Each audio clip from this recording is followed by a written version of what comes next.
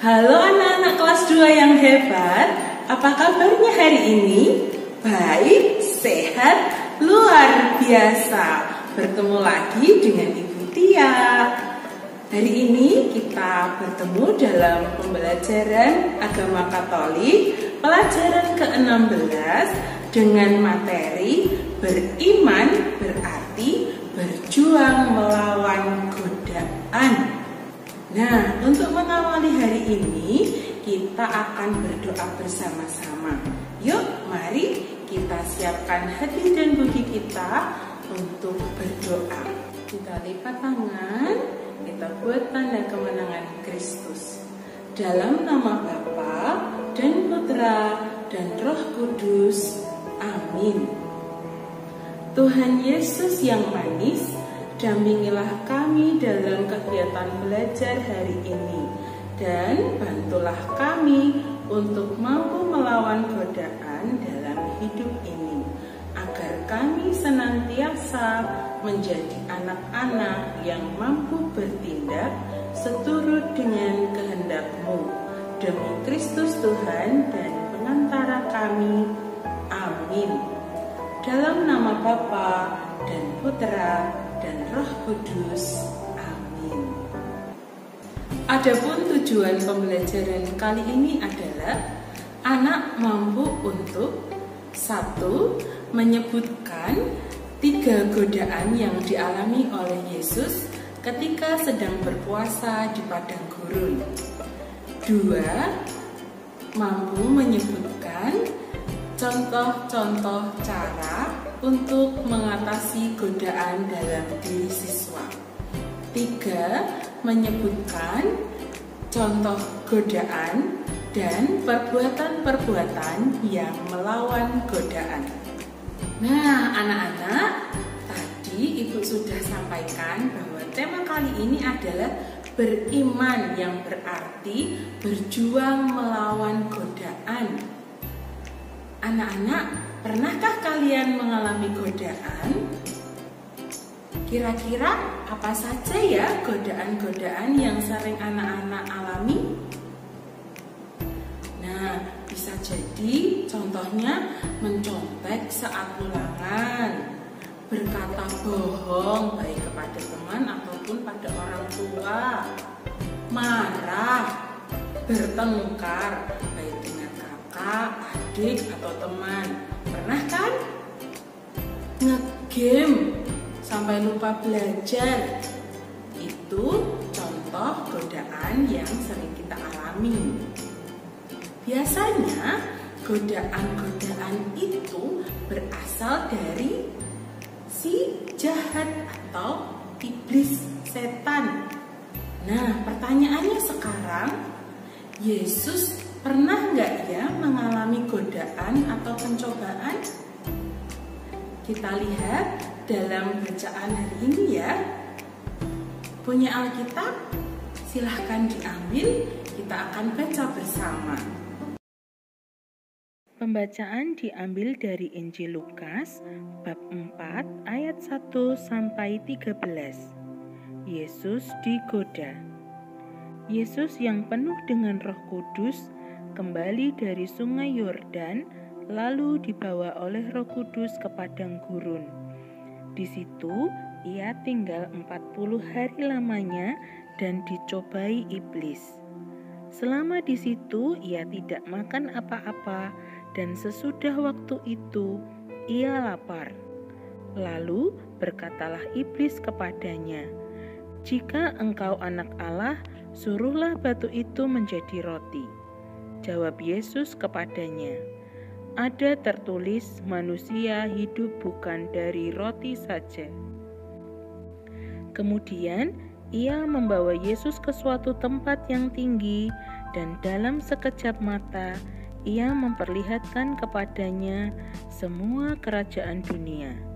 Kata iblis kepadanya, "Segala kuasa itu serta kemuliaannya akan kuberikan kepadamu, sebab semuanya itu telah diserahkan kepadaku, dan aku memberikannya kepada siapa saja yang ku kehendaki. Jadi, jikalau engkau menyembah aku, seluruhnya itu akan menjadi milikmu." Tetapi Yesus berkata kepadanya, "Ada tertulis, engkau harus menyembah Tuhan Allahmu dan hanya kepada Dia sajalah engkau berbakti."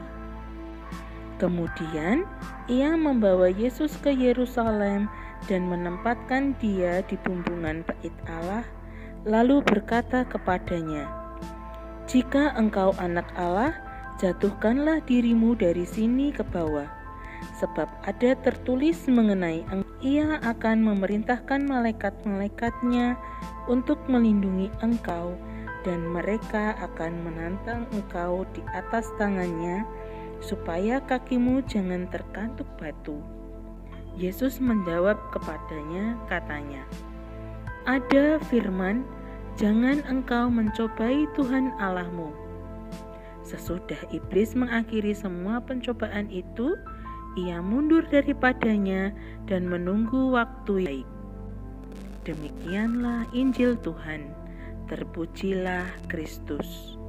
Nah, terjawab sudah. Ternyata Yesus pernah mengalami godaan atau pencobaan, yaitu ketika ia sedang berpuasa di padang gurun. Di sana Yesus mengalami 3 pencobaan, yaitu yang pertama, Yesus digoda oleh setan dan diminta untuk merubah batu menjadi roti. Yang kedua, Yesus diminta untuk menyembah setan dan akan dijanjikan dihadiahi seluruh isi kota. Yang ketiga, Yesus diminta untuk menjatuhkan dirinya dari atas bumbungan bait Allah. Tetapi dari ketiga godaan itu, Yesus menolak dengan tegas apa yang diminta oleh setan. Maka Yesus menang dari setan dan tidak tergiur dengan apapun yang diberikan atau yang dijanjikan oleh iblis tersebut. Nah, untuk melawan godaan, kita harus melakukan perintah Tuhan, yaitu dengan rajin berdoa dan berbuat baik. Berbuat baik yang seperti apa? Misalnya, rajin berdoa, rajin belajar, kemudian juga peduli terhadap teman yang sakit, miskin, kecil, lemah, dan tersingkir. Baiklah anak-anak, sebagai peneguhan, mari kita ulas kembali materi hari ini. Setiap orang pasti pernah mengalami godaan dalam hidup. Dalam menjalankan tugasnya yang diberikan oleh Bapa, Yesus mempersiapkan diri dengan baik, yaitu dengan berdoa dan berpuasa di padang gurun. Yesus mengalami berbagai macam godaan, tetapi ia dengan tegas menolak godaan yang diberikan atau diajukan oleh setan, sehingga Yesus menang atas setan. Kita diajak untuk bersama-sama mampu melawan godaan dengan cara melaksanakan perintah Tuhan, yaitu dengan berdoa dan berbuat baik.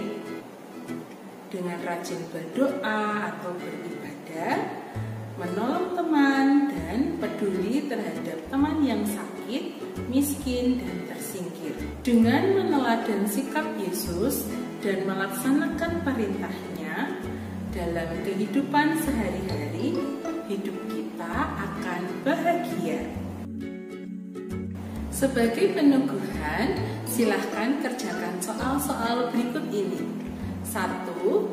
Berilah 3 contoh godaan yang pernah kalian alami. 2. Berilah 3 contoh perbuatan yang sesuai dengan perintah Tuhan. 3. Buatlah doa permohonan agar kalian dapat dapat melawan godaan dalam diri. Silahkan kirimkan jawaban kalian pada guru kalian masing-masing. Dan demikian telah selesailah pembelajaran kita hari ini. Mari kita tutup dengan doa penutup. Dalam nama Bapa dan Putra dan Roh Kudus. Amin. Allah yang Maha Kuasa, kami bersyukur dan berterima kasih kepadamu karena Engkau telah memberikan kepada kami Yesus Putramu yang telah memberikan teladan kepada kami. Bantulah kami dengan rahmat-Mu untuk dapat melawan godaan-godaan dan melaksanakan perintah-Mu sehingga kami menang atas setan. Demi Kristus Tuhan dan pengantara kami. Amin. Dalam nama Bapa dan Putra dan Roh Kudus. Terima kasih anak-anak sudah mengikuti pelajaran hari ini dengan baik. Sampai jumpa di pertemuan berikutnya. Tuhan Yesus memberkati. Berkah dalam.